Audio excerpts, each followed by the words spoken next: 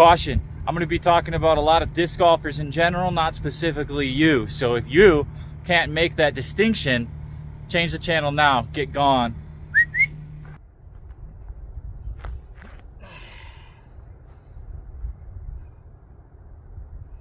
What's up, Action Faction? Whether you're pooping or relaxing, I got a new one for you today. We're not actually going to play some disc golf. I want to talk to you about some real life shit. I want to start a new series here called Expose, the Dark Side of Disc Golf. Because even though I follow a very stoic, principled lifestyle in the way that I live my own life, there are a lot of people from my past that want to take things from my past, take a fraction of truth, build a whole bunch of lies on it, and then take it from my past and put it in front of my path for the future. And I'm really sick of it. I wouldn't pay any attention to them if it was just one person, but it's a collective of people, and they've been doing this for a long time. Since 2017, that's when I had a little bit of an incident at 2017 AM Worlds, and I want to clear that up, and I'm going to start there. Normally, the stoic principle on dealing with stupid people, dealing with ignorant people, is just to accept the fact that they're ignorant and leave them be, not let them bother you. But like I said, these people are trying to, and these are people that I've never met. They're just followers. They're just sheep. They're people who can't think critically, don't want to think critically, don't live their lives with any kind of empathy towards other people. Just not good human beings. They want to follow, and they want to try and detract from anything that I've ever built, positive or negative. They want to detract from it all just because it's me. I've dealt with this for years and years and years. Now, one of the reasons that I started this channel was to show people, expose people, give them that visual medium to get to know me better, see who I am, what I'm capable of, what I'm all about in real life, that I'm a good, solid person that wishes the best for everybody else out there with dreams and ambitions. And I will, if somebody does something small to me, something that I shouldn't take seriously, I will ignore it. I don't bring it up. I don't dwell in the past. I don't live in the past. It doesn't bring me anger. You know, all those situations are usually somebody attacking me. I defend myself, and they portray it as me attacking them, and they forget about the they attacked me first part. I've been playing disc golf for 20 years. I have never started shit with anybody in disc golf that hasn't started with me first.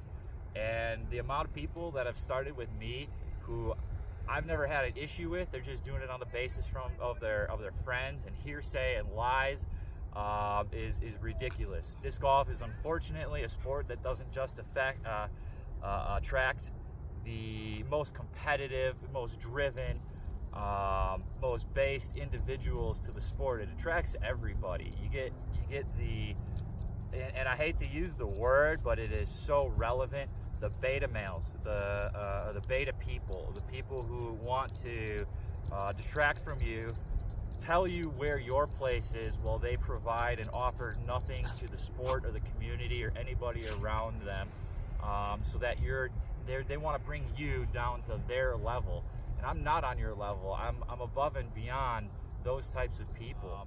They're going to start with things like character attacks. They want to build up this false representation of who I actually am as a person, and build and put all the bad things that they possibly can into that straw man and attack that straw man as if he were me. The first thing that I want to address is what I feel got me canceled in the first place. Like I said, I've been playing 20 years, and 2017 is the date that this happened. So I've been playing since probably 05. So do the math on that. I was playing disc golf for many, many, many years, more on a casual setting, but I did go to leagues quite often and everything like that. And I got along with everybody around me. You know, it was a good time. It was parties. It was not too serious. You know, the cooler cart full of 5 discs and a 30 rack of beer. as you play 18 holes at Dredska. I remember those days. That was good times. And what happened in 2017 is I would probably been trying to be competitive for about 2 years at that point. So I started being competitive and taking the sport a little bit more serious, playing tournaments in about 2015. And at that point in time, I just played like rec, intermediate, and I was getting a little bit better, moving up in placements and stuff like that. I think I won one tournament up to that point, and I said, hey, you know what? Let's do something big. Let's do something fun. AM Worlds was coming up. It was in the Midwest. It was in Quad Cities, Iowa, Illinois, Davenport, that area. And I wanted to go play that. So I planned that into my future. I practiced for it by playing the Rumble. I don't remember there being any problems that happened at the Rumble. Everything went fine. I came back, and this is me spending hundreds, maybe thousands of dollars to travel, lodging, food, tournament entry fees, discs, etc. Westlake, you're going to lose a lot of discs at Westlake, but I was at AM Worlds. I believe this was like my second round or something like that out of like 4, and this was Camden 1. We are probably 3/4 of the way through the round. I should have practiced the course a little bit more. Wasn't throwing the best that I could have, especially considering how easy the course is. We were on a hole, I think it was 3 on Cam 1, and there are tournament directors, tournament staff, spotters and stuff, occasionally throughout the course and stuff. And on hole 2 or 3 of Cam 2, it's a downhill shot, and you're playing on a pass that's kind of on a ridge with even more of a downhill after that. And right to your right, about 20 to 30 feet, is the road, the entrance to the park, and the parking lot where you come in. And if you're a righty player, you're throwing over that road. It's pretty much like the line that everybody takes. And 3 of my card mates had already teed off, and I was ready to tee off, and I walked up and I stepped on the tee pad, and all of a sudden a garbage truck turns in, comes up the hill, and I thought about throwing really quick, but I thought that I could hit it even as it was coming up the hill. I'm like, I'll just let it pass. And this garbage truck parks probably 60 feet away from the tee pad on the right in the road,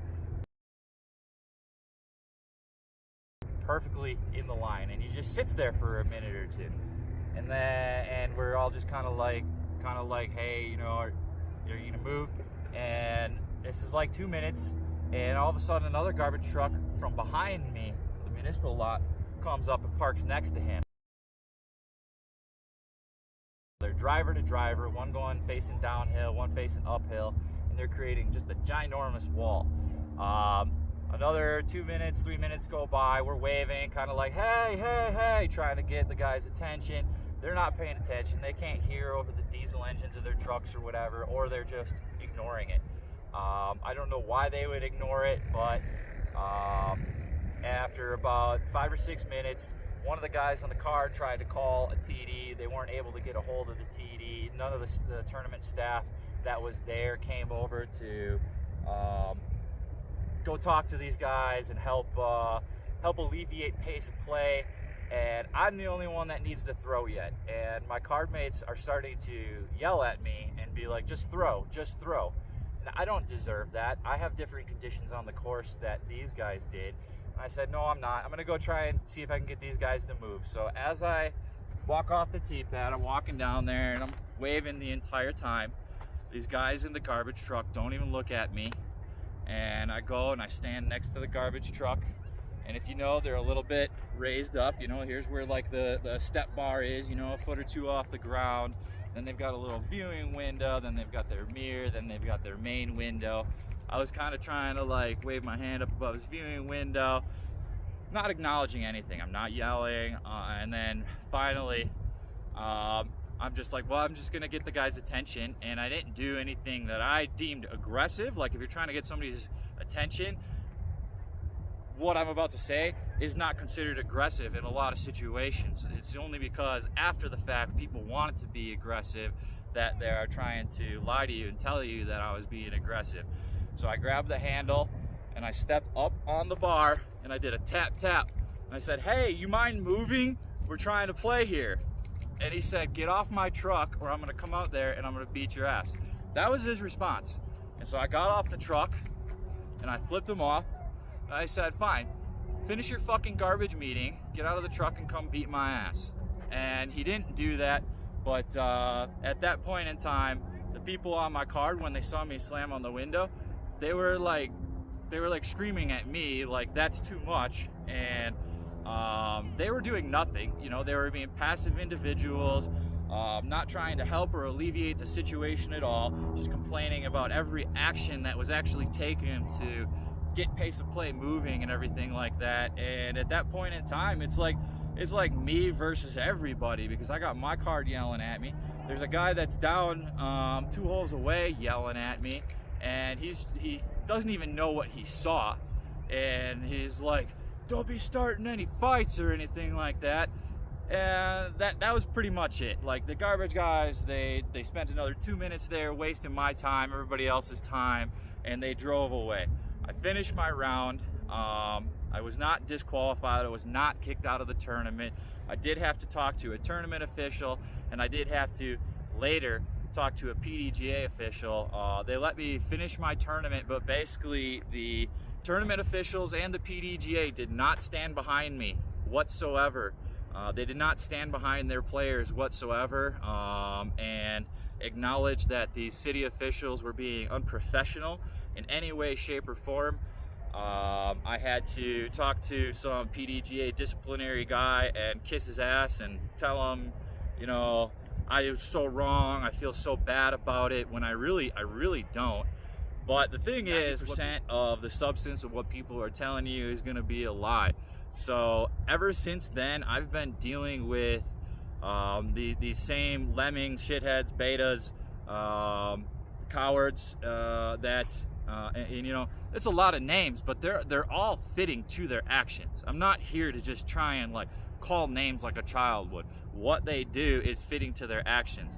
Is they tried to cancel me from the sport. I 100% believe that disc golf, in my 20 years of experience, it operates and functions very much like a dysfunctional family, a very cliquey high school, a religion, or even like a cult. Like, I would put it somewhere in lines with Scientology, in a way, where if you join Scientology and you have a falling out with the people or the ideology of Scientology or whatever, they will follow you, and they will follow you for the rest of your life, trying to detract from you, just keep tabs on you, to try and just keep you down.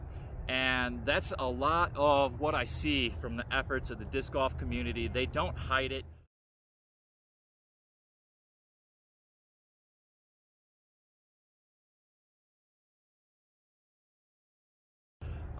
They think that I'm the bad individual, but I'm not the one that's, you know, in people's DMs sending death threats. I've had my fucking car keyed multiple times. I've had it keyed here. And in Wisconsin now. Wisconsin, it was at a tournament. Every situation that I've ever been involved in turns into some kind of lie. They will literally make up situations out of thin air, out of nothing, and say that I was like trying to cheat, or there's so many different situations. And that's what the point of this channel is going to be. I am going to go case by case, instant by instance.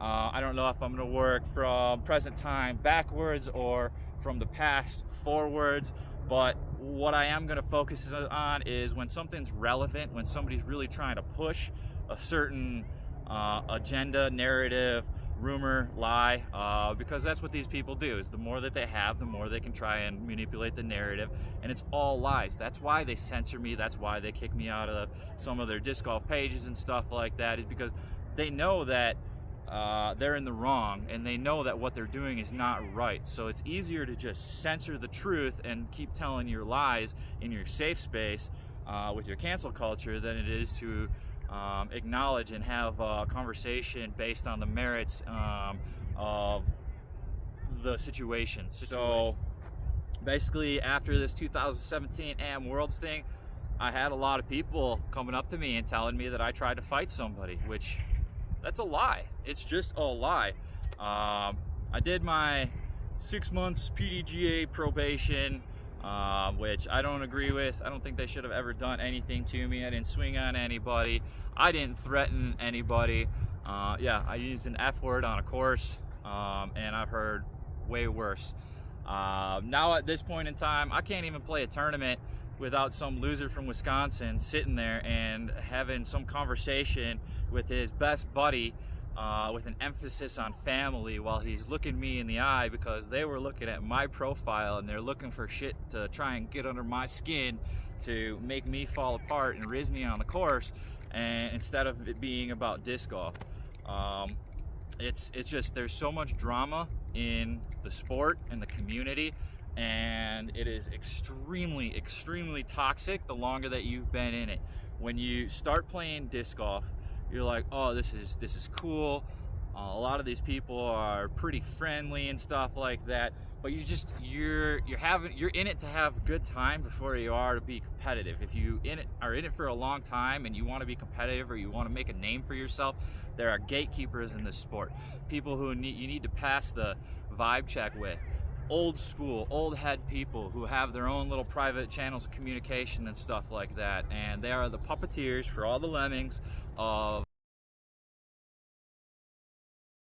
what to say and what to do and how to manipulate things. And you know what? I won't bring up their names. I will promise you this. I won't bring up their names at any point in time if any of them go back and acknowledge that they lied about me publicly, so that all the people that they've got repeating their propagated rumors and the stuff that they're propagating know better. So that, like, went back and was like, yeah, I was the dick in that situation. Or went back and said, hey man, I don't have any standing to actually medically evaluate somebody's mental health state or something like that. Which, to be honest, I think if I remember right, that's like at the point of like slander, when you actually say that somebody has like mental health illness or anything like that. And you know what? It's just funny because that's exactly what it did. So it's kind of like there's like some kind of playbook, and they're all reading from the same playbook, and they're trying to bolster each other off of each other's lies in the same playbook. So it's a big intertangled web over the last 6 years, and there are a couple of people who it got really bad with, and it's definitely affected my life. Wisconsin disc golf as a whole, I 100% gave up on them. Even the good people did not have spine enough to stand by me in situations when they knew that I was correct and people were just lying in situations, because it is one versus many, and when you're a sheep, you go with the many versus the one. That's just how cowards do things. That's how cowards think, and that's why they never get anywhere in their life, except for, just being extremely average.